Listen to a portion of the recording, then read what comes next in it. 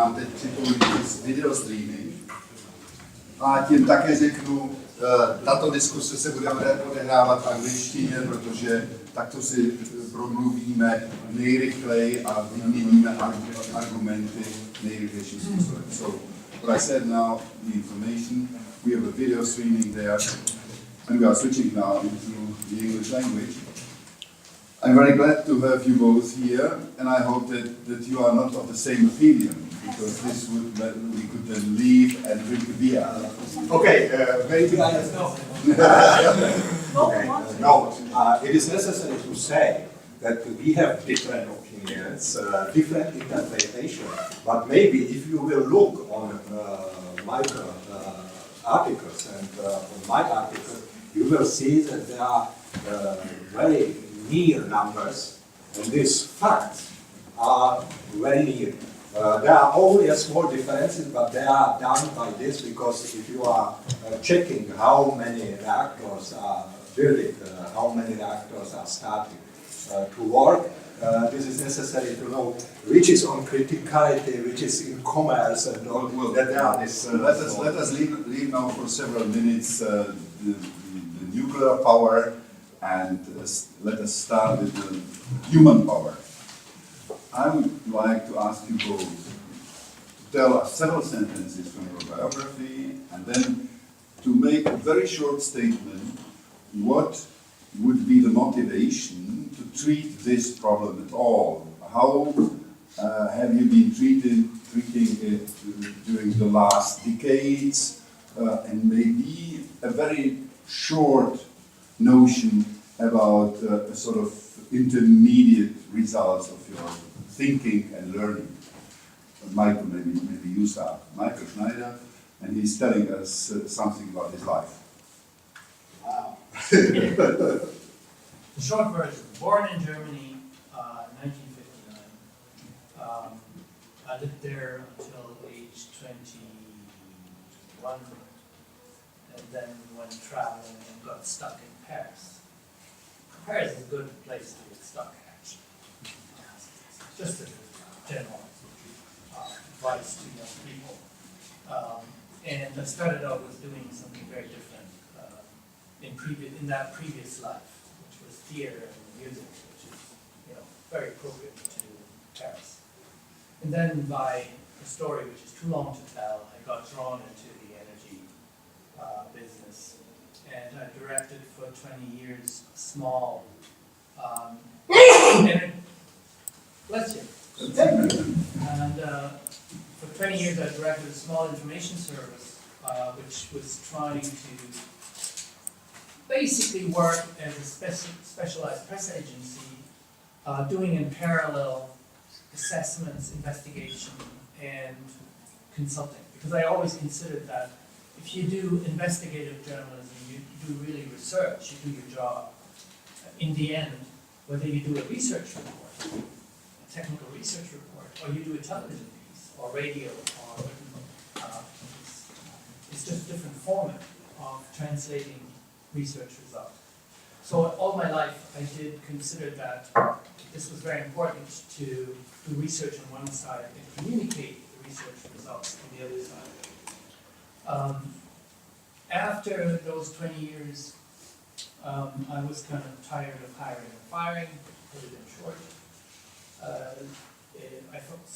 I found it very difficult to maintain, a high-profile, highly motivated team over long periods of time. And so I quit, and I went sort of independent. And what I'm doing now over the past 10 years is I put together teams for specific projects.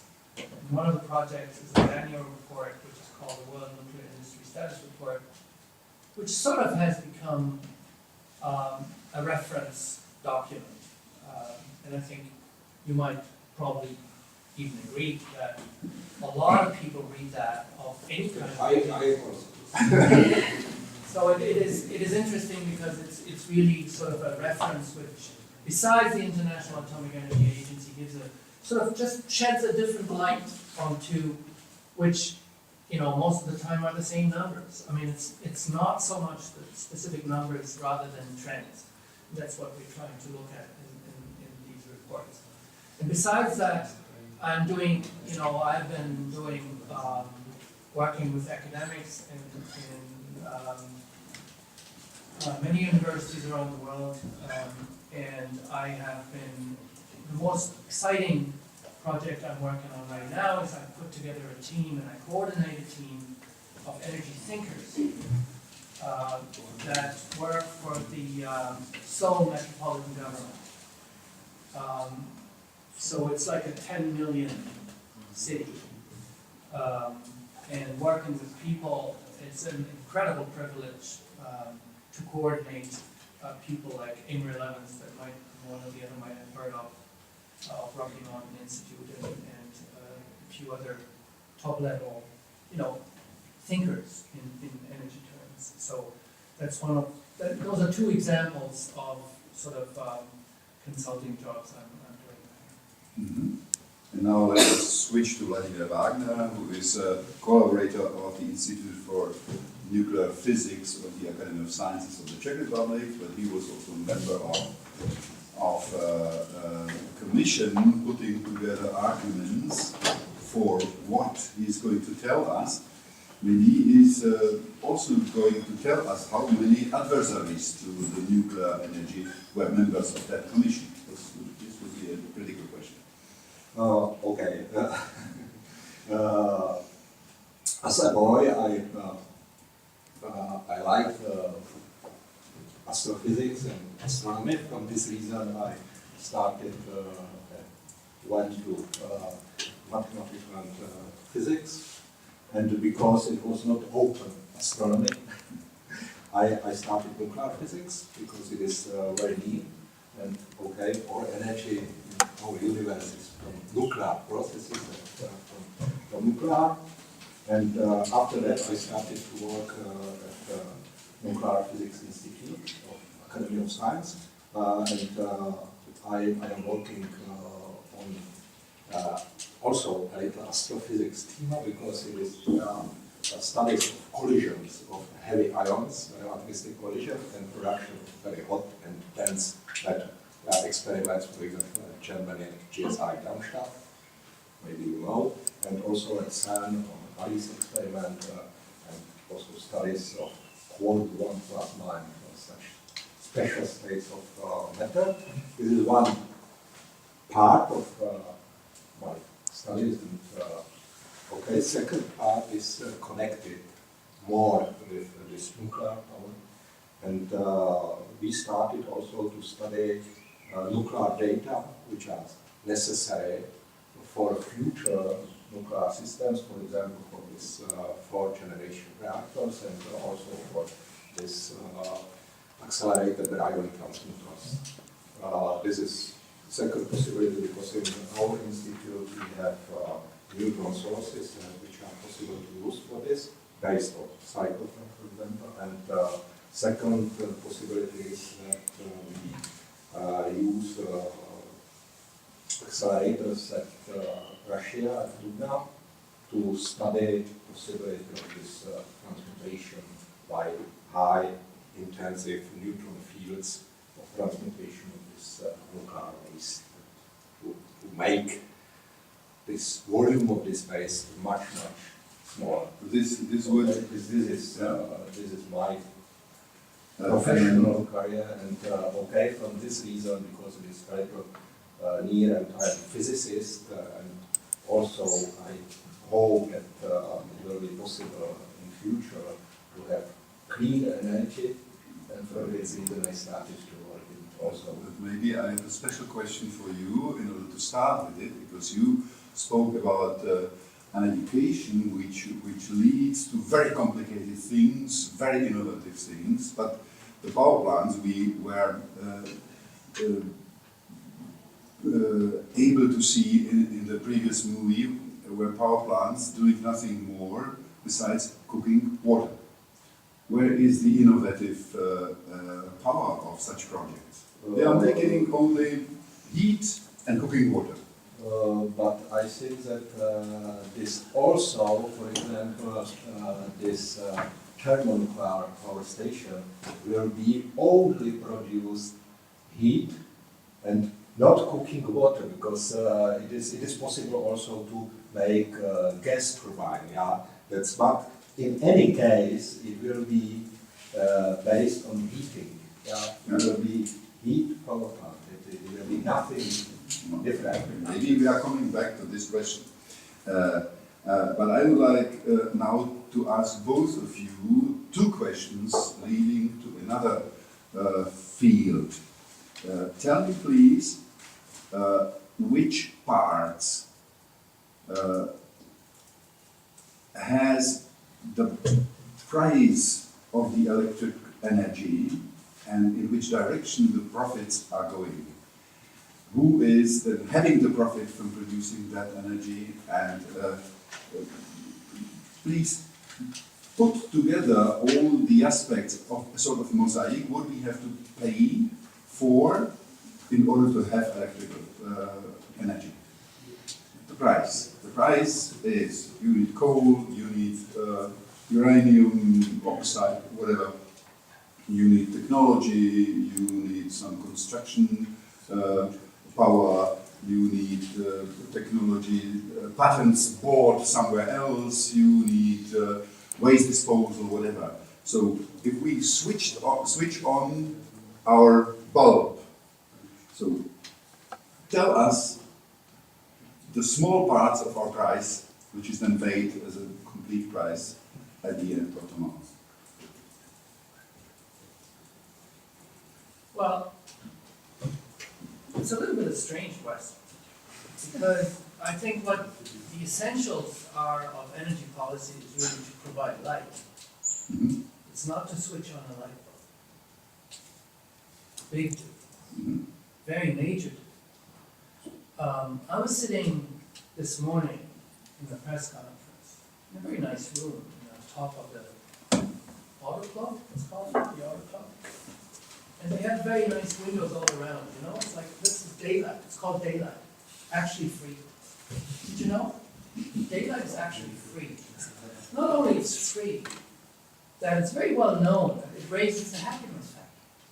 People feel better with daylight than they feel with the light bulb. Interestingly enough, there was a lot of light from the windows, but the lights were on anyway. So the light bulbs you're asking, is that the light bulbs you're asking? What the cost is? Mm-hmm. Is that reasonable? What we have to do in order to provide it with the electricity? Yeah. Is that a reasonable question? Well, Do you it's, think, you know, in the case to me, now it's dark. For this no, bulb, no, it is. this is very important. It's very important because it's very fundamental. The key question really is the service that is provided. It's not the electricity, it's the light. And in a lot of times, a lot of circumstances, actually in the restaurant this afternoon was exactly the same thing. We had an Edison light bulb. Edison. You remember Edison? 120 years ago or something? This was an Edison light bulb. This afternoon, 2014, in a restaurant in Prague, right? An Edison light bulb that was on, although the daylight was outside, in perfect shape. And we're discussing here, what does it cost to light up this light bulb? There's a problem. And I think this is a very fundamental problem in the debate. What So about first- cooking a soup, for example, No, without the light? very good, very good. No, and I'm saying, and the next situation is exactly that. What is, you know, when it's dark, so you need light. So the point I'm trying to make is there's many solutions to provide light. There's many solutions to provide heat. There's many solutions to provide communication, cooling, mobility. You know, those are the cooked food and motor force. Those are the basic families of energy services. That is the societal question we have to answer. And we have to answer the question, how expensive is that in order to provide this?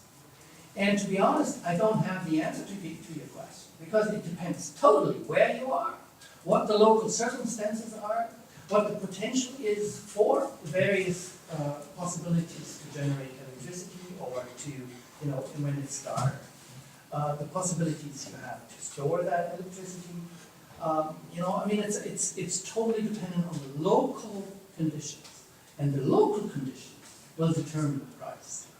That's very important, because it is necessary to be this energy production to be prepared for geographical, for geological, for all conditions which are in the country. They are very different for different countries in, for example, Europe. This is one thing which is important. Second thing which is important is that it is necessary to have this energy, because it is not. It's important to have the light, not the But this energy, No. you are right, but without this, it is not possible to provide.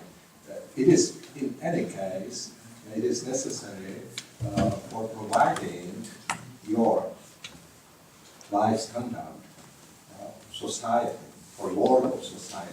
It is necessary to have energy. You are right that it is It's possible. not the point. And the big problem is that in our society today, we always have debates about cubic meters of gas. You know, with the Ukrainian crisis, etc., everybody discusses cubic meters of gas. That's not the point. But we are, I am People not are- saying, because we have People are energy. freezing in Ukraine. That's a problem. It's not that they have a cubic meter of gas. It's the problem that they're freezing. That's unacceptable. But it's also unacceptable that people die of heat in a place like Paris because they're not appropriately cooled. We had in 2003 of the heat wave that cost 15,000 people their lives in one of the richest countries in the world, in one of the richest places in the world, in France. That's unacceptable. And so the key question is, how do we provide these services? Yes, but for providing of these services, you need to have energy. No, that's not true. There is absolutely no reason it's a sort of a certificate of stupidity of the average architect and urbanist in France if people die of the heat wave.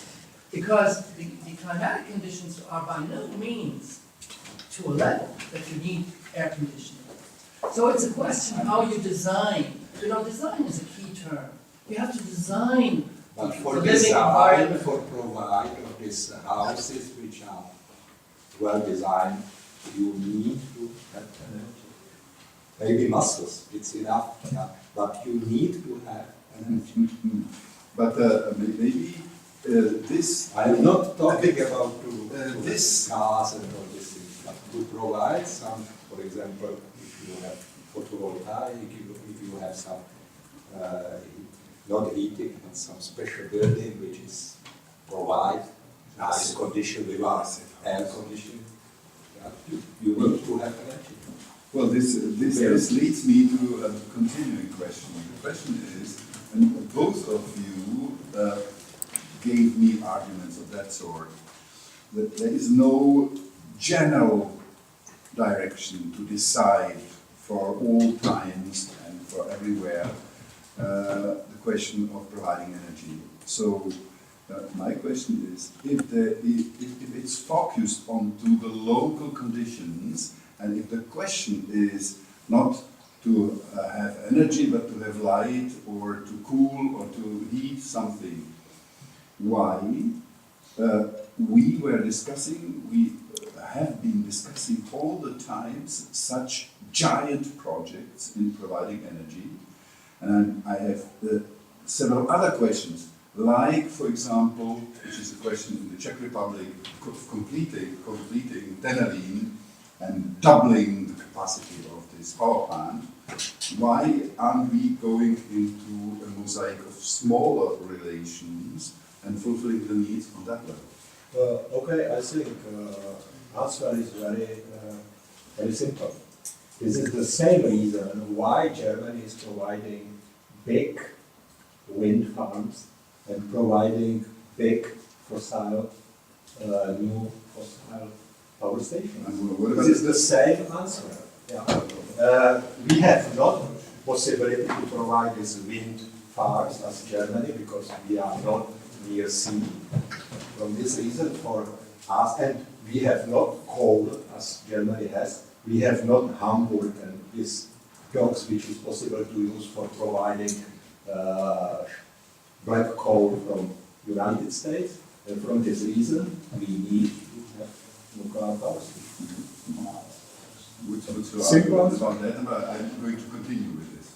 It's going to be interesting. Well, I do think that we're sort of in the middle of a revolution. It's just that a lot of people haven't seen that yet. And that revolution is that we have been living, and in that sense, I totally agree. It's, including in Germany, it's a logic of vertical integration. So we have large power plants, we transport power, we distribute power, and we have consumers. That's the pattern, right? It's a vertical integration. And it's with everything like that. It's big gas pipes, smaller gas pipes, smaller ones, and then they come to their house. And you sit there and you suck the gas, and you suck the electricity, and you suck the oil, and it's like the consumers at the end of the pipeline, right? In a system that is a kind of a, from big to small. That's the pattern we've lived for 100 years, that logic. And that logic is just about to fly out of the window. Because that logic, in a case where, in Germany right now, you're perfectly right that wind parks in the North Sea is exactly the same pattern. It's the big, smaller, and then you ship it to Bavaria, and it's the same kind of logic. The point is that it's not taken into account that in the meantime, everything has changed in reality. Capital investment is not being made anymore by the big utilities. It's not the same people that invest in the wind parks than the people that invest in renewable energy. It's, in Germany, there is now 1.3 million electricity generated. 1.3 million. Like 20 years ago, we had 1,000. Right? This is revolution. This is not something like a minor change or so. It's something radically different. The problem is, and there we join with the assessment, is that the grid looks the same as 20 years ago, and the whole pattern of thinking looks the same. Like there's no rethinking of how do you organize that system in a different manner. Like it's very clear that we're going from the vertical integration towards the horizontal integration. And the horizontal integration means that what's the difference between the producer and the consumer? It's not existing anymore. If you have households that actually generate their own electricity, are they producers or consumers? We speak about prosumers. It's not producers or consumers. So we completely, the world changes, and very fast, incredibly fast. So, and that is the problem, is to have to make a decision and say, okay, the future of that system will look like the internet. It will look like a horizontal integration where you have nodes, where you have systems that are integrated, they're small scale, interconnected, and it's very interesting because people look to Germany. Everybody looks to Germany. It would be interesting to look somewhere else from time to time. Many things happen around the world. And one of the things that happens is that companies like Siemens, that is not nobody, they decided to quit nuclear in 2011. But in 2012, 2013, they decided to leave solar. Pretty much, not totally, but pretty much. What is that? Leave nuclear, leave solar? So where did they get into? Well, actually, before they quit nuclear, they created what they call a strategic alliance with Boeing, the airplane builder, in the US, to design and build microgrids. That's the big time of the future. And if you look today, what Siemens does, this is what they do. And they're everywhere when it comes to microgrid development, when it comes to system development. So they take care of things that nobody takes care right now. Well, we are coming back to that, but now I would like to continue with the previous question, especially with... Maybe I have some... Yes, you may answer, but please tell me also, if we are now, we Czechs here, 10 million persons here, needing some heat, needing some electricity and whatever, and we are constructing a big project, and if I'm then being, I'm sort of biologist, I spent 25 years of my life in biology and biomedical research. Now I'm a journalist, so I can give a sort of journalistic explanation. So our politicians are making big projects only because of the fact that if they put 5% aside, it's enough for them, and it's not to be not easily observed by the public. And this might be a question of Temelín, for example. How is your argument for such a big scale project? Okay, fine. I will a little comment my presentation, because also in this internet there are small computers. But what is also necessary, internet is not working without very big computer banks and very big provider and very big, for example, at CERN. You need to have addresses. You need to provide some directions for this internet. Without this, it will be not work. And it is also very big consumers of energy, by the way. Yeah. For example, at CERN, it is the biggest center for providing addresses and for European internet. Yeah. And if you will look on it, this is very, very big. Yeah. That means also for decentralization, you need to have big providers and small providers. Also for energy, it is not possible to build only decentralized unit and only some microgrid. Up to now, this microgrid is not working. It is working in our country, but not in our country. It's working very long time, because we have night electricity, we have day electricity. It is possible to change, and we are checking that. But at work, it's only started. They started because I've checked. I can give you an example. But okay, but in any case, it is necessary to have big providers, because you need, for example, if you have these greenhouses, you need to have photovoltaic, you need to have this, for this geophysical heating, and for all these things, you need for pumps and all these things, you need to industry which will produce this. Yeah? And it is not possible to base on this microgrid. Yeah? That means that it is necessary to have this and also this. You was asking about Temelín. Yeah? About the 5%. Temelín is was only a metaphor for that. Okay. Do you know how many this electricity is produced by fossil of Czech Republic? It's a huge amount of energy. And how big percent at Germany? Well, in Germany it differs according to the federal lands. There are federal lands. Okay, no, I'm 50%. asking for whole Germany. It is 57% is from fossil. At Czech Republic is approximately 52%. Now, we are better than Germany. Yeah. 10 years, 40 years ago, it was completely opposite. We had 73%, and Germany was about this also, 57, 58. That means that...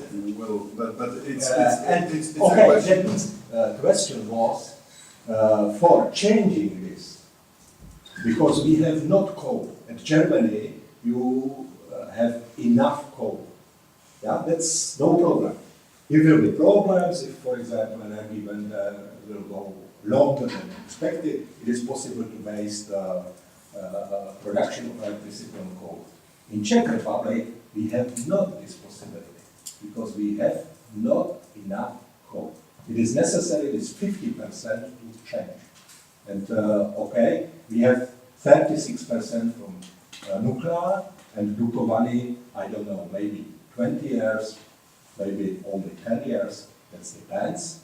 Also on press from Austria and Germany, and and it is necessary to change. That means it is not possible to change by photovoltaic. If you will look on Denmark, for example, at Denmark you have about more than 50% is bio-fossil. And Denmark has very big advantage because it is possible to exchange electricity with Norway and with Sweden. And if all countries in Europe will go in the same direction as Germany and Denmark, it will be not enough hydro at Norway and at Sweden and at the Alps. And I expect and I know that now to build new hydro in Alps, it's completely from ecology point of view, it's very, very difficult. But there are examples in Germany like Brandenburg, the state of Brandenburg, they have more than 80% of renewables, so-called renewables, and they are pretty content with that. They close the coal mining almost completely, and they are happy enough. Okay, you have some small point, but have a look on data from Germany. They have still very big production of electricity from fossil. And now we will see, next 3-4 years. I don't know who was on this conference, which was this day, yeah? But it was said from one of the speakers said, that he expects that this Bavarian nuclear power station will be not closed during these 3 years. Reason is that in Bavaria now 50% of electricity is produced by nuclear. And now it is necessary, or Energiewende expect, because up to now, not only one small reactor was closed in Bavaria. More reactors was closed on north, but at Bavaria it was not. And now it will be closed 3 reactors during 3 years, and reactors which have 1.4 gigawatts. And that means that it is necessary to change. Up to now, Bavaria is exporter. But the change is occurring already. There are more than 150 small towns being completely autonomous, But it is producing the heat and electrical energy by having it is very nice. geothermal sources. Perfect. It is very nice. I am not against. It is excellent. Make this. Yeah. But it is only small part. Yeah, of energy which is needed. It is possible to exchange it. But Mr. Wagner, I'm very sorry, but at the moment that you say that Grafen-Rheinfeld is not going to go offline, whereas it is going to go offline 3 years before it originally was to go. No. It is not true. 7 months. 7 months. I will say the reason. Yeah. Just hang on. 7 months before it was originally to go offline, because it is just not economically viable anymore. Then you cannot claim that Bavaria needs more nuclear power. I will say you reason. Reason is clear. Yeah. Reason is this, because in May it is necessary to exchange fuel. Exactly. Yeah. And now situation is that if it is necessary to close this power station at December, this fuel will be not used. It will be stripped. It will be go to waste and for no production, because normally it is more than a year, or in reality it is 4 years inside the reactor, this fuel. Yeah, and if you will put only for 5 months, it is stripped. And second reason is that before 2010, it was Merkel discussion with producer of nuclear energy to prolongate work of this nuclear power station. It was 2007 already decided to skip it, by the previous coalition reflected in Yes, and they discussed to prolong, to change this, yeah. And on the base, it was new paying, because they said, okay, it is possible to prolong, but this money which will be produced, it is necessary to use for this renewables and for all these things. Yeah? They said, okay, fine, it will be fine. And from this is new money which is necessary to pay per fuel. And if they will put this new fuel to this reactor, they will pay money, they will not use this fuel, and okay, from this point of view, it's completely not economical. That's true. Yeah. But it is based on ideology, because it will be normal situation, and this fuel will be 4 years into the reactor, and it will be not this special paying for fuel, which is now it was judgment that it was not. But you belong to the guy in the movie. We have to speak about the movie a bit. Who was saying there is no danger, the costs are pretty well controlled. But there were another statements saying that if you are speaking now about 1 or 5 years of the fuel in one power plant, is one question. The other question is how costly it would be to take into account the whole period of such a power plant. That's the question maybe. And maybe the public, if you are speaking about ideology, so there is something like democracy too, not only ideology, the people simply are deciding by majority, which is the case in Germany. And you have to respond to such things, not only to be an authority like we have it in the Czech Republic, by the way, because the professors are deciding. I asked you if you have any adversary in your commission, was the question. Do you have somebody there who is saying, no, I have some arguments against the nuclear power plants? I have also some arguments against that. That's normal. All sources has some negative and also positive. But we have to allow Michael to continue somehow. And there is a question. Yes, we are just coming to the public too. 2 points. First one is, I mean, the baseline is Grafenrhein is not economic anymore. Full stop. It's not because this or because that. The baseline is based on it's not economic. We agree, don't we?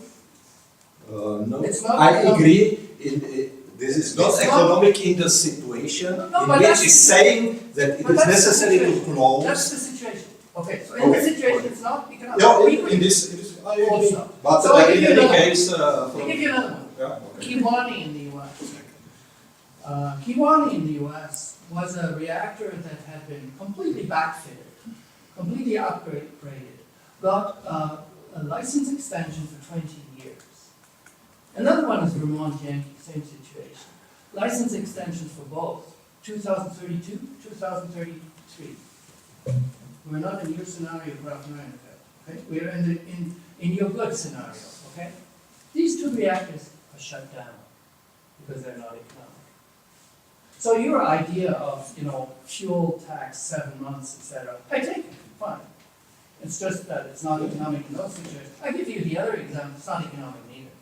So the point you can say, oh, well, but that's another situation because there is shale gas revolution and there's another situation. You're right.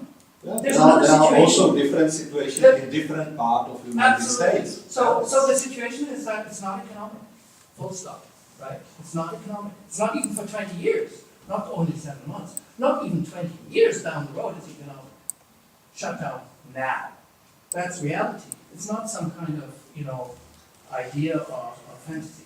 The second point I'd like to make is that I find it very interesting if you take it from there, and I will always come back, I don't know how much more time we have, but is that the essential is service. It's nothing else. Service. What is provided with these kilowatt hours that we produce? And I can tell you, in my home, we have now an electricity consumption in the home. How much, do you know how much electricity you consume at home? Not exactly. Isn't that interesting? It's so cheap, you don't even know how much it costs. Not so You cheap, know, but you're a professional, you have no idea. It's very interesting, because it means basically, do you drive a car? no. You don't drive. You know how much a liter of gas is? Because, Do okay. you drive a car? No. Well, that's Yeah, because, How can the Czech Republic I have ecology, I have music, train, I have music, bus, I have music. But usually it's very simple. People that drive a car know how much a liter of gas is. No, Everybody, for example, everybody drives a car, knows how much a liter of gas is. Everybody uses electricity, but not everybody knows how much it costs. I know which is prices, which this I know. Yeah, that's- So I'll give you my figures, okay? You can work with it after, compare, have some fun. Figures I also have every So every year. Our household, 4-person household in Paris suburbs, so it's not Thailand, consumes over the past 4 years, confirmed less than 2,000 kilowatt hours a year. That's less than 500 kilowatt hours per person a year, okay? The capacity that I'm subscribing to, as everywhere you have to subscribe to capacity and then you pay for a kilowatt hour, is 3 kilowatts. You know, when I asked the provider company to get me down to 3 kilowatts, they said, "Are you living alone?" I said, "No, we're 4. That won't work." I said, "Yes. Let's see." We never had a power cut. And it's not that we don't use a toaster, or a washing machine, or a fridge, or a recirculation pump, or the heating system, or whatever. We have just a standard household, but it's all top efficiency. Right? So it's feasible to bring it down to that level. And I can tell you, to put up now a PV system, like a photovoltaic solar system on the roof, to cover that need is nothing. It costs nothing. And even if I decided to put a battery with it, it's easy. You know, I could do it. They would like, somebody would like now to give you an impulse, but you should look around. Being in Prague, there is a small party having the conventional light bulbs as a sort of advertisement for the election to the European Parliament. Observe You mean this. Edison? Yes. Just a comment to your last words, because speaking that you spoke about put a solar system on your roof on your house. It's not that simple here because of the legislation. And my question, what are you going to do with your waste energy? You will just bury it into earth? What else then? You will have to put it into grid during summer. And my question is, what is the grid going to do with us? Because during the summer, the grid is quite struggling with the energy coming from Germany. And my general feeling from this discussion, we are still talking about households. Households are not consumers. The consumer is industry. You are kidding? You need for industry. You know, we are here in Czech Republic, is an industrial country. The economics of the country is based on industry. Okay, it's a today status quo. Today it's now. The question is if it should be in the future like that. That's the question. We can change to move somewhere else, do something else. But now, for the people, we need the energy because they need to work somehow and earn the money to buy food. And for these purposes, you need someone who can provide to industry energy. Households are not consumers. It's a minority of the energy that is produced. But maybe. And this last one. For smaller cities, I think that your horizontal integration will perfectly work, but not in cities, bigger cities. Tell me how would you do it, for example, in the city, something like Prague, in the center of Prague, where could you put, for example, the solar panels here on the houses, on the roofs? Could you, try to speak with someone who is called, the protection of monuments monuments. people. Try to speak with this authority. absolute. Are you trying to say that Prague is only monuments? No. I Excuse said me, in the centers of the cities, because You here don't- you are in Europe. All the cities are in the center 400-500 years old.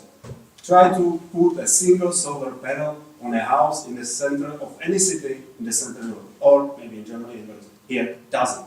If you are trying to speak with this authority, it doesn't work. But I have only two. Excuse me. There That's are sort of- two power stations near National Theatre. How big? How big? Kilowatt? What is it, 1 kilo? What is it? 20 Well, your air conditioning, how much? Wait a minute, you put a question which is going to be a conflicting question for both panelists, but I only would like to underline that in Germany, the question of transmitting energy on the north-south axis is going to be solved within 3 or 4 years. By who? You can read in the paper, but you can read also in the planning of the ministries. No. It's not a technical problem, it's an investment problem. The question is not how to do it, the question is who is going to pay it. You? It's now already in the stadium of planning. It's going to be realized within 3 to 4 years. Intelligent grids are in the budget of the federal government. But Yes. the question is, It is now only on the paper, and okay, It's going to be agree, it is faster than tunneling. perfect to make a house in photovoltaic. I'm not against. It is necessary to use decentralized producers of electricity in the conditions in which it is possible, and but it will be in any case only part of necessary. Yeah, that's.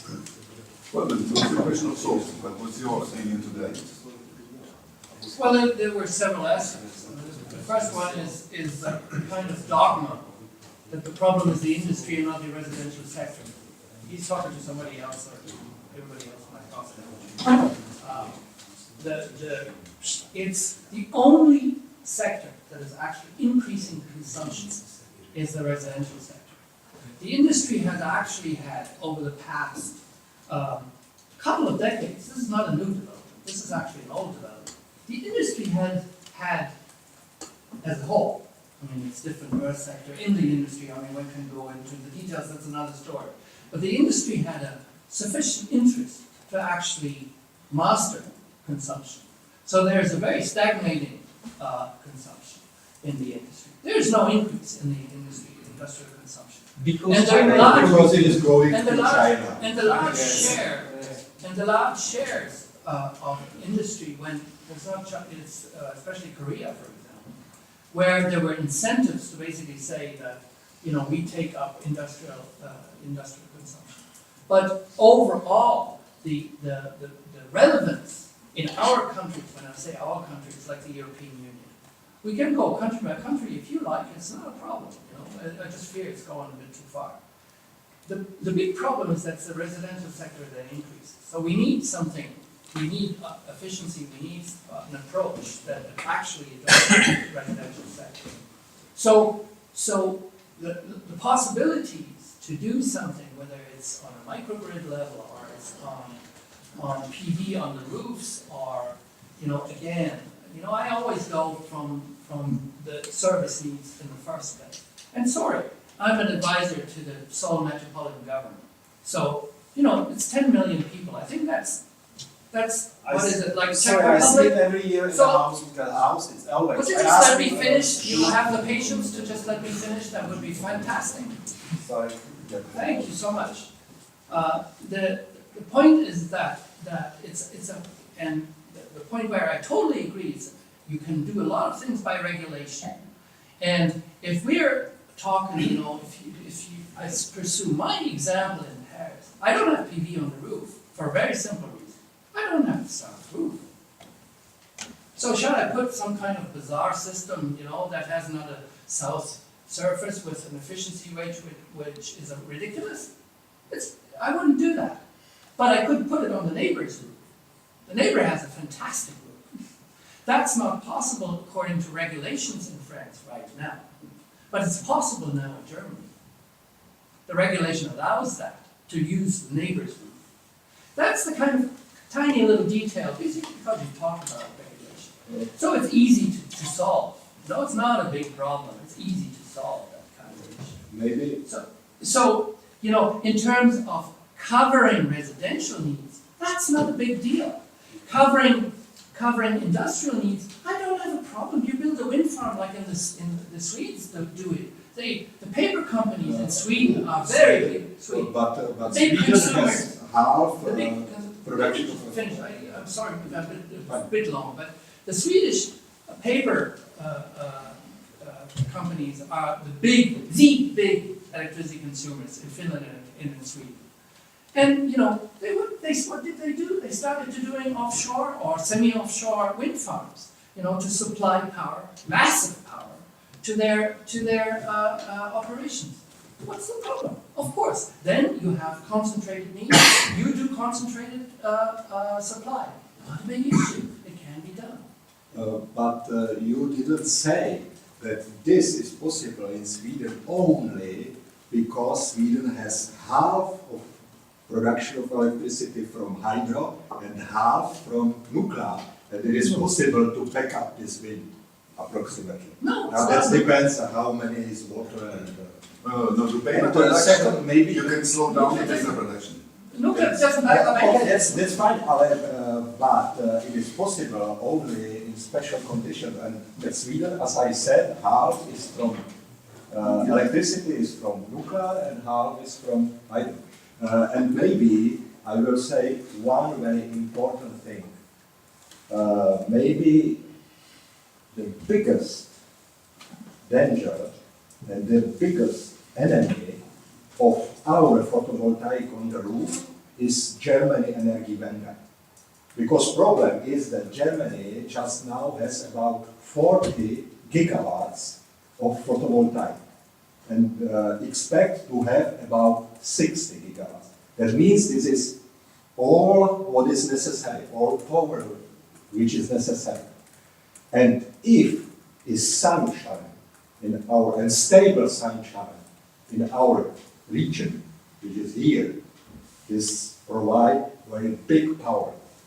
And that means it is not possible to put our photovoltaic because we have overpowering from Germany. And it will be worse and worse. Yeah? And if we will start with, for example, wind, our wind farm, it's not possible to be competitive with wind farms which are near this North Sea. Yeah?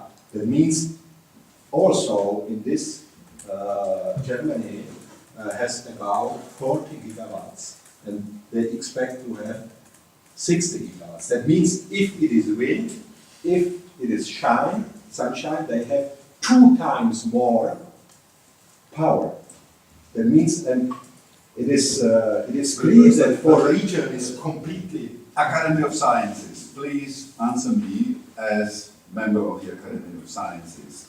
Isn't this an impulse to think over the problem of having a sort of energy sources? Yeah. Reserve for how to save the energy, Yeah. how to hold We have institutes which are working on this and collaborating with German institutes, and I think that the most important is to provide a research.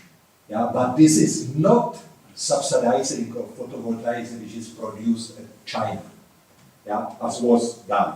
If this money will go to research, it is perfect. And we had in December a very nice symposium with German colleagues, yeah, from Leopoldina, yeah, and because we have also real scientific communities, it was exactly about this possibility. Understood. We have 3 now contributions, 4 now already. But be short, you know, we have another half an hour. And who is going to start? You are. I've got 2 things that directly fit into that. The first thing is industry. I mean, if we look at the moment, which industry is indeed booming in the use of electricity, it's the IT industry. Mr. Wagner, do you know how much of the electricity used by the Apple Corporation that makes the beautiful iPads over there, etc., is made by fossil resources. It's nothing anymore. They are in 3 years after their commitment, they've gone to a 100% renewables.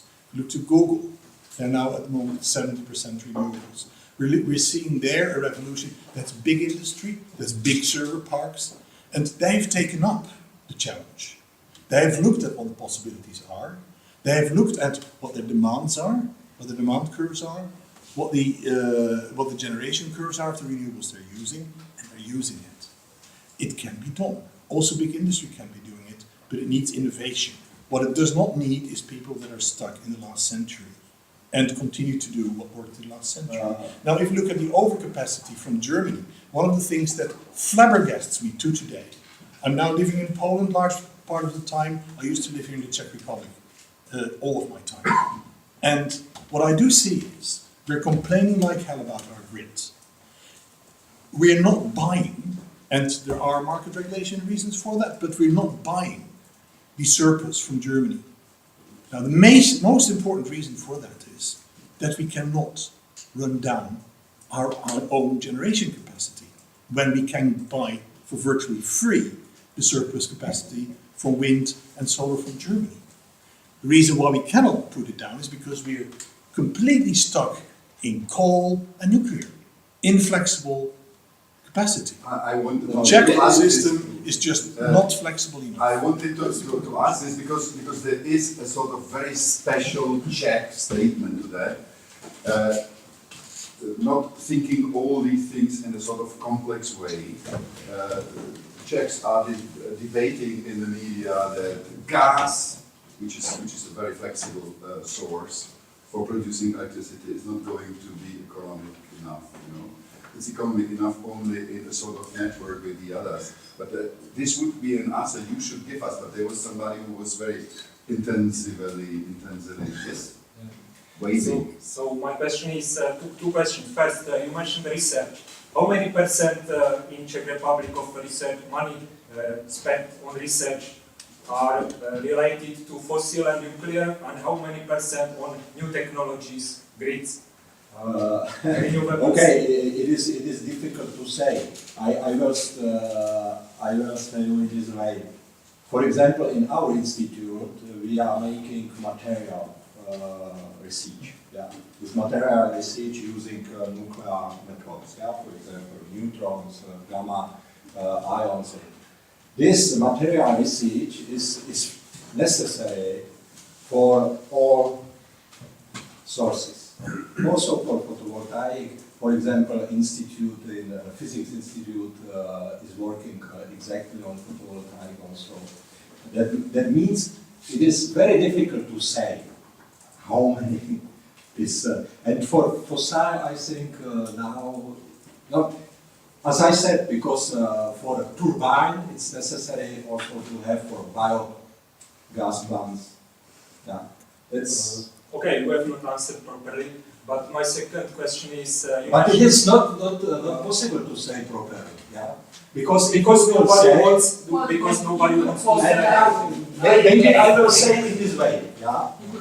In our country, now it is only one, for example, if you have Academy of Sciences, you have only one institute which is to nuclear science.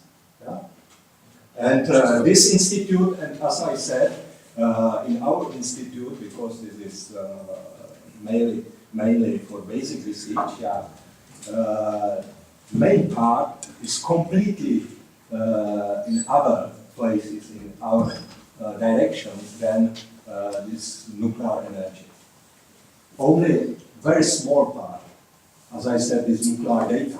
It is only this part which is in our institute. It means that we are then going to buy everything. You will say me, okay, this is Nuclear Physics Institute, okay, how big portion of money is for this institute? And I will say you that, okay, for nuclear power it is completely small, very small. And therefore we have to buy the power plant somewhere else, in the United States or in Russia, I mean. Second question. No, it is clear that, for example, we have also industry which is providing materials for these nuclear power stations, part of this nuclear power station, for example, for EPR, and there is also some research which is connected. But these companies are producing also for biogas plants, turbine, and this, because this is the same technology, isn't it? But same technology. It was another part of the The statement. second question, you mentioned our renewables will not be competitive to Germany's renewables, which are cheaper, wind, and so on. And Temelin will be competitive? Because it will be competitive because it is working in this time in which these wind farms are not working. Yeah, that's important. And if you have a look on Denmark, Denmark produces about I don't know 55% by fossil. Yeah, only about maybe 40% from renewable. 44% by wind only. At this moment, 44% by wind.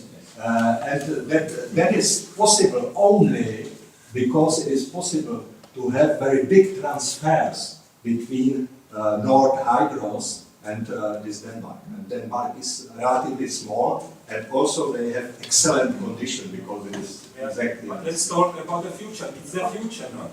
But in future it is not possible to change because it is done by these weather conditions and all these things. But maybe, but you are now. It is not possible to change that if you have peak load, it is possible for photovoltaic in our country to use only 11% of this. Yeah, this production. But And this nuclear is working about 90%. we should at the very end then come back to the different sectors of the price of the energy produced by different methods. But maybe Michael is going to have a statement because he's now having some wrinkles. I always have some wrinkles, you know, we are all don't get any younger. But, no, I mean, just two points maybe. When it comes to competitivity of the different approaches, I mean, it's very interesting to see a country like France, because after all, that must be your dreamland, isn't it? I mean, it's 75%. No, it is not my dreamland. I will explain you, because I am not against renewables. I am not against the gas. Yeah? I'm sorry, And I think that at France, it is so much power in nuclear, because this is also different. I withdraw. In Czech Republic, It's not we dreamland. expect to have about 50%. We only want to change this society. But let Michael continue. Let Michael continue. That means that I expect Michael continue. I made a mistake, right? Big mistake. Think about your words. I'm so sorry. I got it all wrong. Anyway, France, put it in a neutral way, has a very high level of nuclear power. With this I agree. And this country is now in a situation where, you know, it's a very complex situation actually, where the nuclear kilowatt hour turns out so expensive that it's unclear of how to deal with it. In fact, the national regulator calculated that in 2012, the company lost 1.5 billion euros because the tariffs didn't cover the costs in France. Not the ideal country, but I mean, it's a very high share, nuclear share. So we will have a situation where, because of the need of increases in tariffs to cover the costs, between 2012 and expected 2017 of around 30% increase. A situation where the most nuclear company will have a kilowatt-hour price in France that is more expensive than the 100% renewable energy company. That's pretty Even big. subsidized. In France. We're not talking subsidies, we're talking consumer prices. Yeah. So outcome with all the, tax business up front. So not cost, price. Yeah. So I'm an end consumer. I quit EDF a few years back. And I'm with that renewable energy company. So I will actually get certified 100% renewable energy electricity in France cheaper than regulated nuclear electricity. That is pretty amazing, isn't it? I mean, what does that tell you? It's basically the situation in a country where for 50 years the situation was the most optimized support scheme that you could possibly imagine. The most ideal industrial situation with a full-scale operating industry, with an integrated industry, with a high level of standardization of facilities, end up not being competitive with a 100% renewable energy company. That's pretty stunning. And we don't even know the end of the story because it's becoming very clear that according to the Court of Accounts, the costs will actually continue to increase. It's not finished. Like this curve is not going to finish in 2017. While the costs for actually installed systems of PV and others is actually having a continuous decline. So this gap between the two will increase and not decrease. Now, that will lead very quickly to a dramatic situation for a company like EDF. Having 35 billion euros debt, 35 billion, it's a level like countries have debts, right? This is the debt level. But they will have to pay at the same time for increased maintenance, for post-Fukushima measures, for decommissioning, for upgrading that is requested by safety authorities here and there, et cetera, et cetera, et cetera. So it's becoming more and more. So I think we should have in France a campaign Save EDF. This is a state-owned company, it's actually belonging to us, right?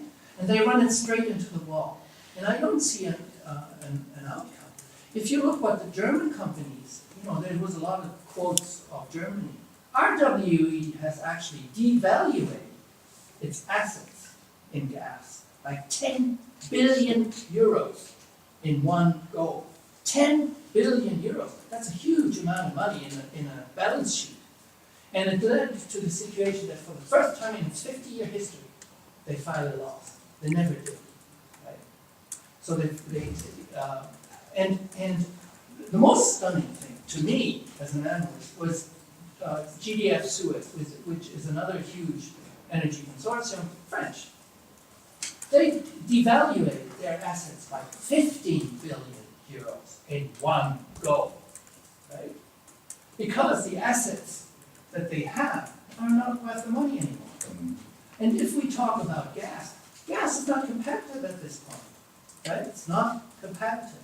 And the big problem we have, it's not about environmental protection, the way it's being handled. It's the price. It's the market that this dictates. Whether you use this source or you use that source. It has nothing to do with available capacity. Nothing. Absolutely nothing. That's why we have the devastating situation that in a country like Germany, you have an increase in coal consumption. But it has nothing to do with capacity, just with the price. And one last word. You might find it interesting that the power exchange from France has a very particular characteristic.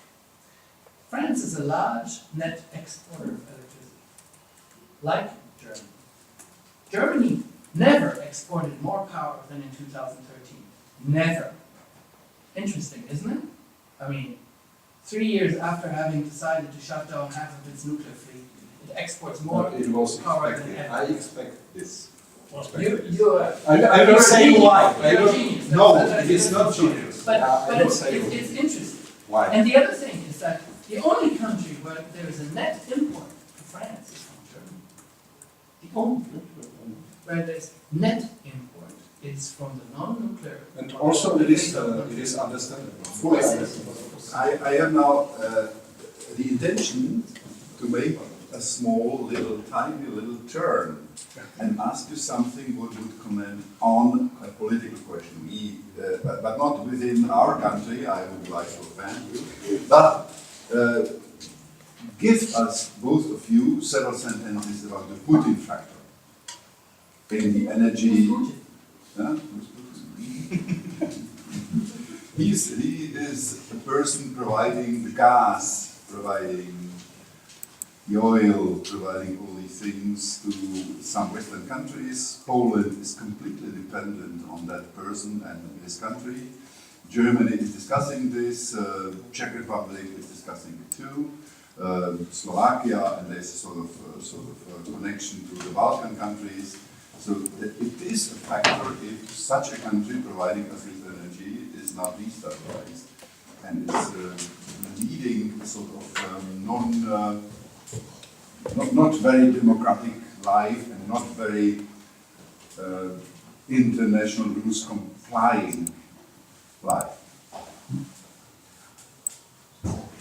One of you should start. I don't know what to say because, okay, if you will expect that, for example, there will be problems with this gas providing from Russia, it will be a big problem for Europe. Yeah. And I hope that it will be not, because I hope that it will be not war here. Yeah. Okay, but if you are asking about how with gas and these things, I think it is very difficult to explain. If it will be not possible to provide gas from Russia, and okay, it is possible to expect that there will be some gas from the United States, but I think that it is more probable that it will go to Japan, to Asia, because there are also very big necessity of gas, and for Japan it will be crucial. Yeah, and it is much higher prices than here. That means Well, I think that Putin this is geopolitical gambling.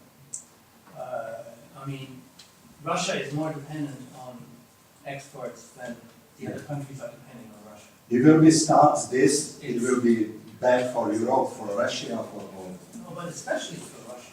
I mean, the revenues of Russia are 60% oil and gas. So if they screw that market, I mean, the Russian economy is in bad shape anyway. It's not that it's not China, right, with a big cash stack somewhere. It would be very different if it was the situation with China.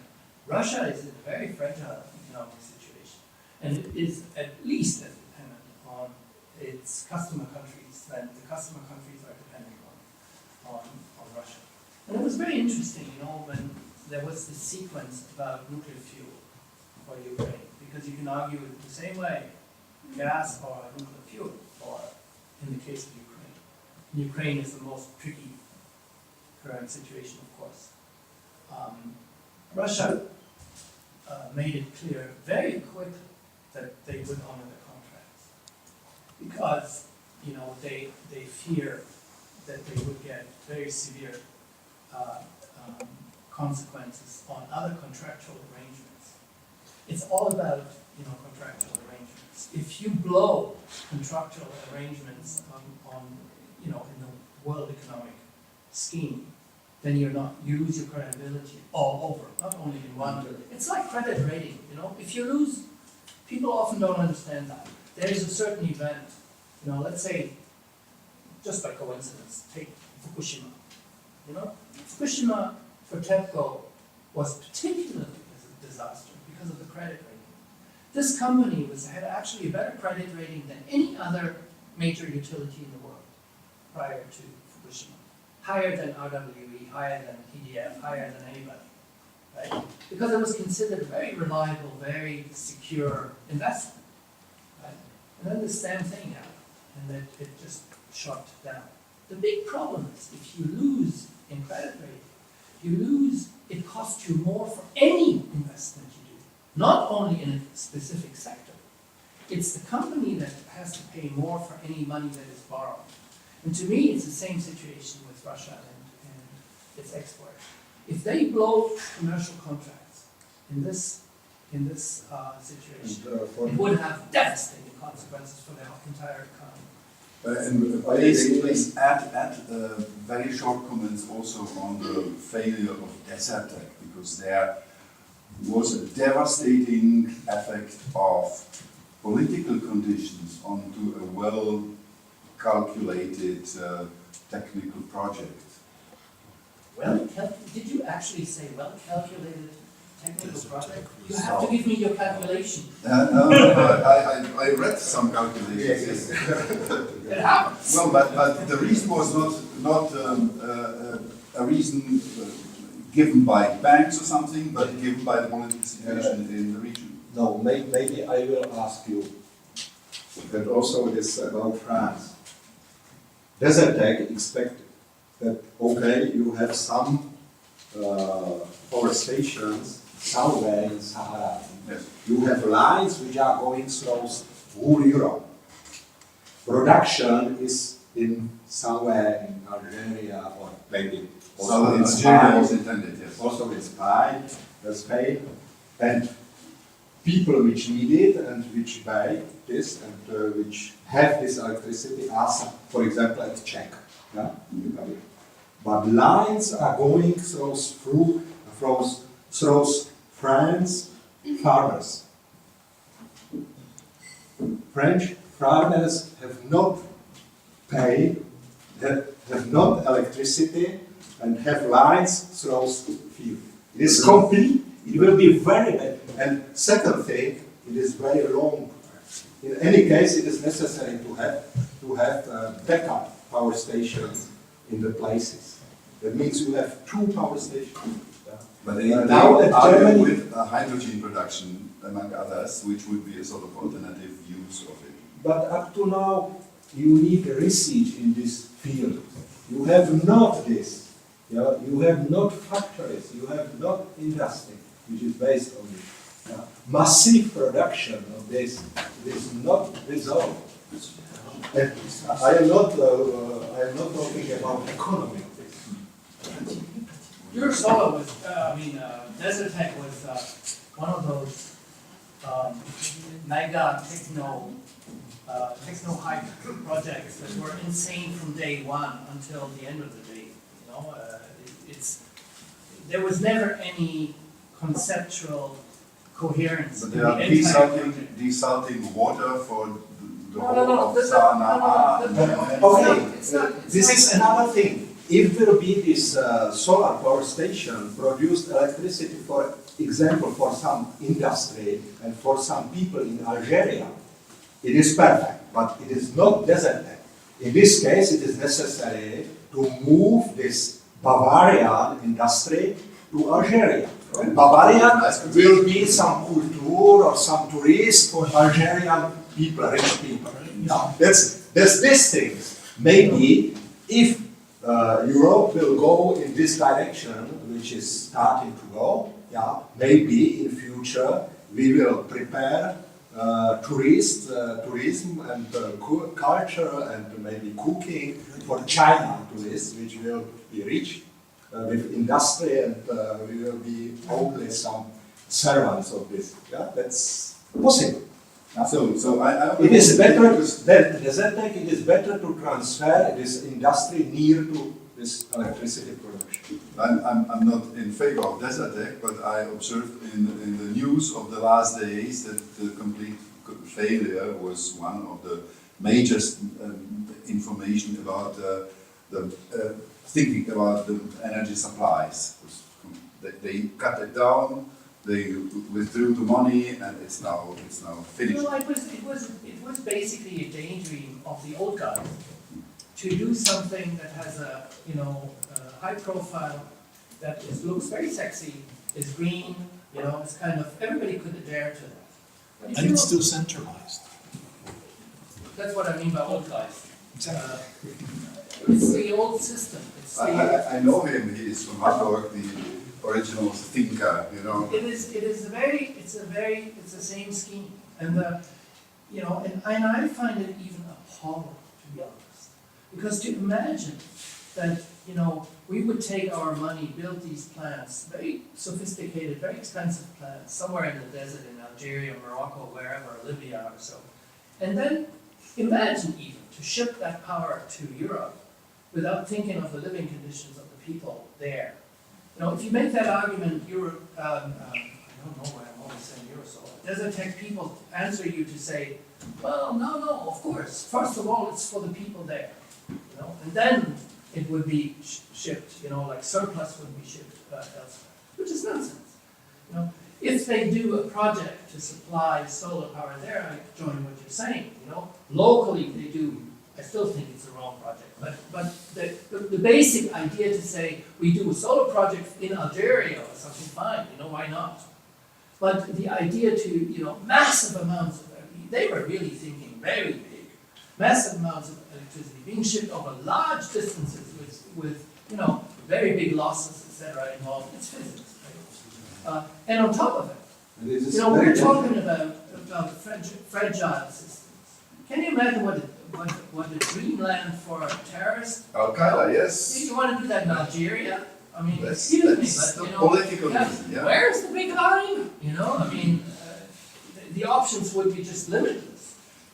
I know that it's a politically insane project, but it's in the same way cooking water as the nuclear power plants.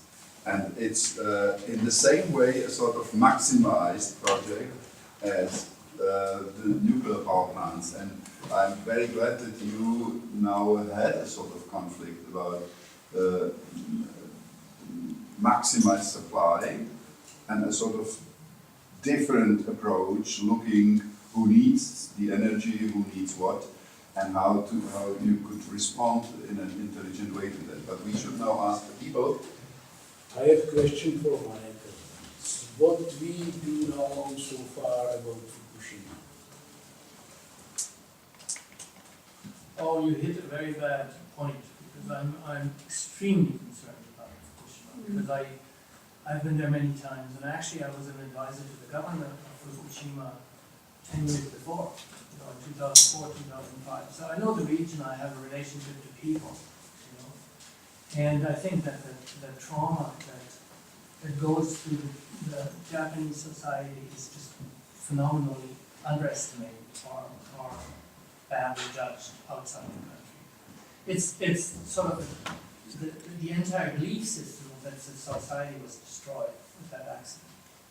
Like, you know, the belief in technology, the belief in company, the belief in government, the belief in, you know, just name it. Like very fundamental Japanese cultural values were entirely annihilated, you know, like in one go.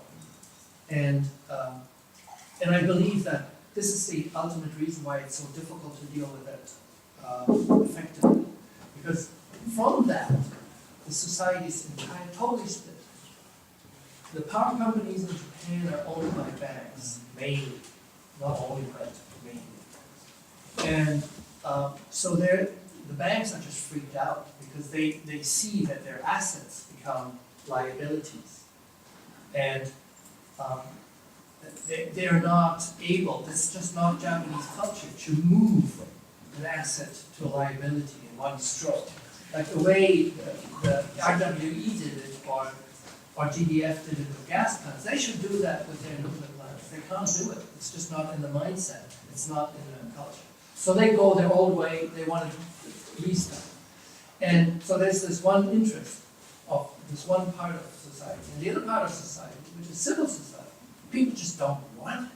People you meet anywhere just just don't want it, you know, because they say, this is insane, you know, we don't want these things to restart. There's no reactor operating. So there's this, that's the one part of the story. The other part of the story is the site itself. And I consider that, you know, as we speak, you know, this can always turn even worse. Because, you know, one should not forget that this is not a stabilized situation. So that to me, risk is defined by the inventory. That is the key. The level of danger you have is the amount of radioactivity that you have somewhere in a given situation. And the big problem we have is that there's a huge amount of radioactivity still, not only in the cores, in the molten down cores, which nobody still knows where they are. Isn't that amazing? 3 years after, we have no idea where the cores are. They're molten through, they're 50 centimeters in concrete, they're actually through the concrete, nobody knows. You know, nobody could go in, and the robots, they stay in there. They send several robots in there, and they stay in there, because they lose contact. And but that's not only that, so they have to keep cooling them with all the problems that are involved there. But there's the spent fuel in the pool. And that's what freaks me personally out the most. Because okay, maybe I'm almost one. I'm almost finished. Because the big problem is when these buildings, the pools are between the 4th and the 5th floor. They're not in the ground, they're up there. So if these buildings that have been very severely damaged by the quake, by the flooding, by explosions, etc., if one of these buildings collapses, you might well have a complete destruction of the pools. And if you lose the water in the pools, you can have spontaneous ignition of the fuel. And then we have a totally different situation. You basically burn the fuel, you make radioactivity inhalable. So you would, you know, you put it out in big time, you know, in a very massive way.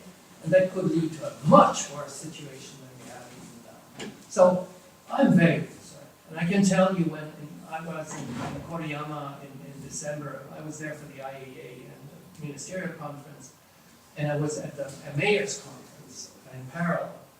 And during the meeting, there was an earthquake, a very significant one, which lasted like for, you know, and the former governor was speaking when this happened. And I can tell you, he even continued talking when it was shaking, because people are used to shakes. But when it goes beyond like 5 seconds, 10 seconds, and keeps going, you get this frozen silence, you know?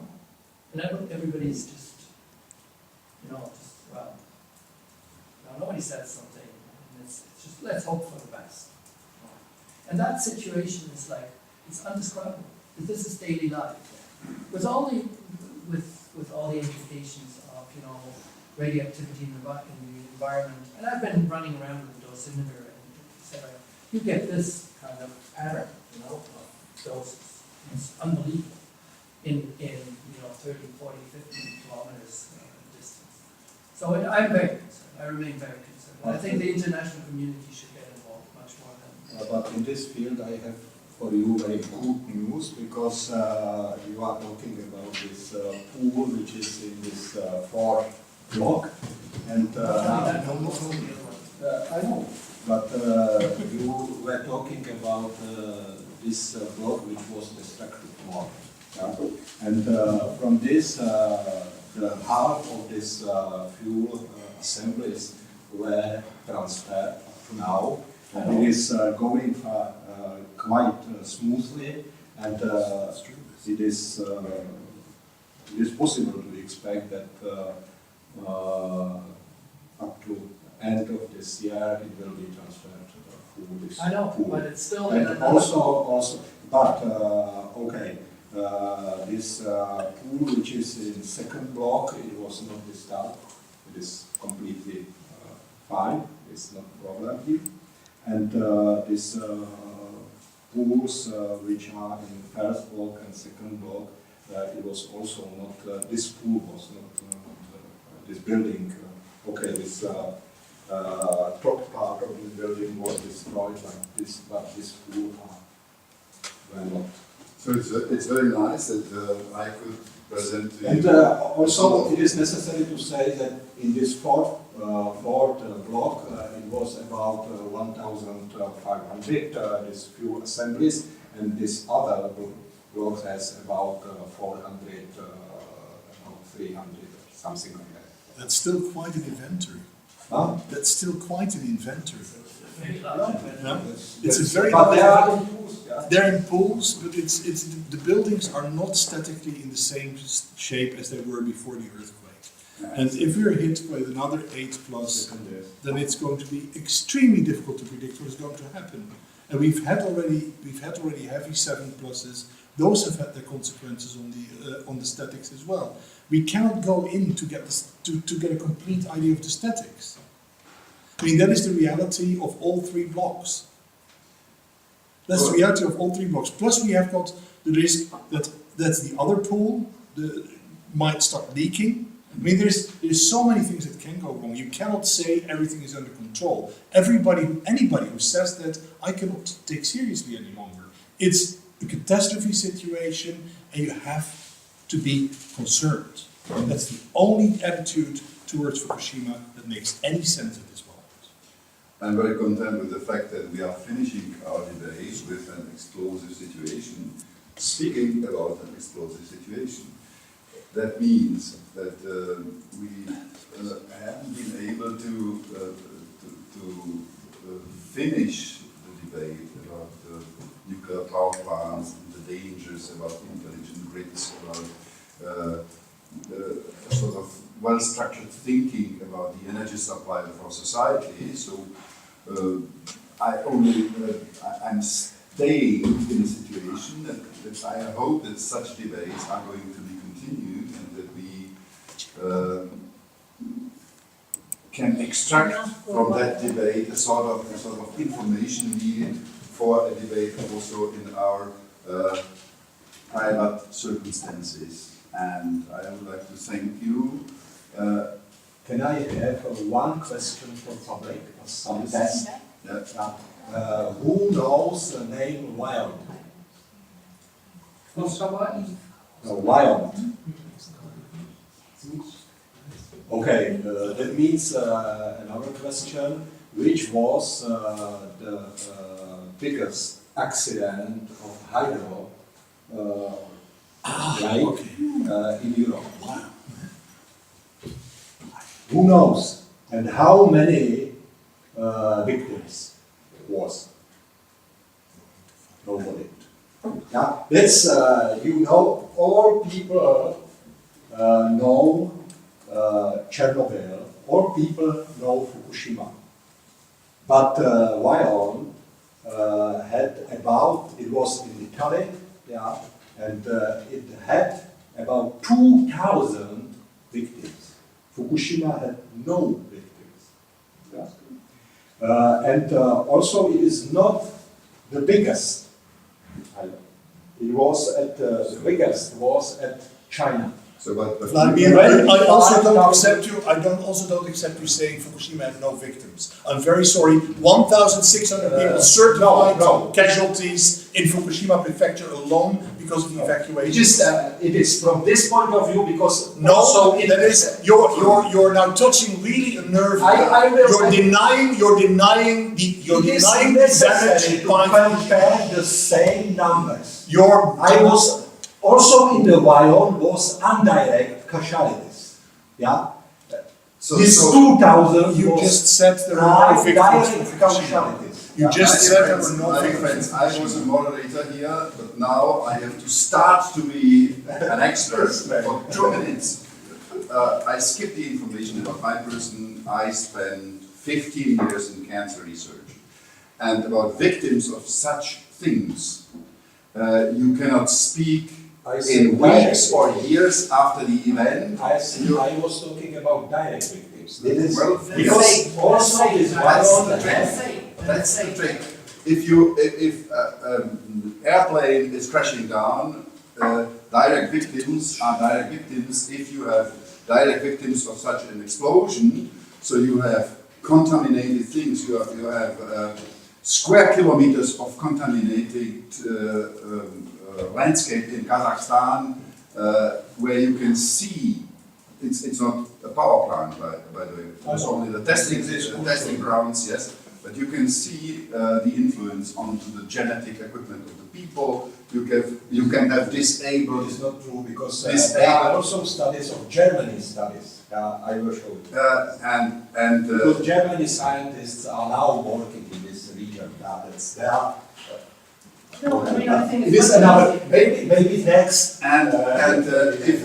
If we would then take care a bit of the epidemiology, we would then observe that to speak about direct victims, it's a sort of poison statement. It's something that's not taking into account the factor which is influencing the fate of the people being in the surrounding.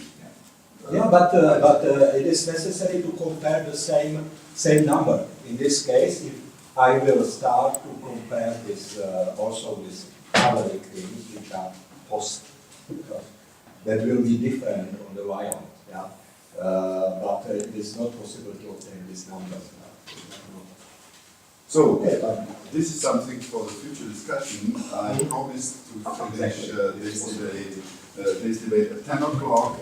I have to thank to our friends of ČRo Jaroslav who helped us to organize this event. I have to tell you once more that I am very thankful that you are in my Radio Plus and that you can be seen forever, you know, in found by the people on the internet. You mean it's gonna go viral? but you also may control your behavior yourself, you know. I'm going to observe this. So thank you very much. Thank you very much for a very vivid discussion, which I expected, by the way. And I'm very glad that my role was a very reduced one. But if you need something about epidemiology and affect, okay, it will be a nice discussion next time. Yes. Okay. I'm bringing several people already. No, I know also. I am working with radioactivity.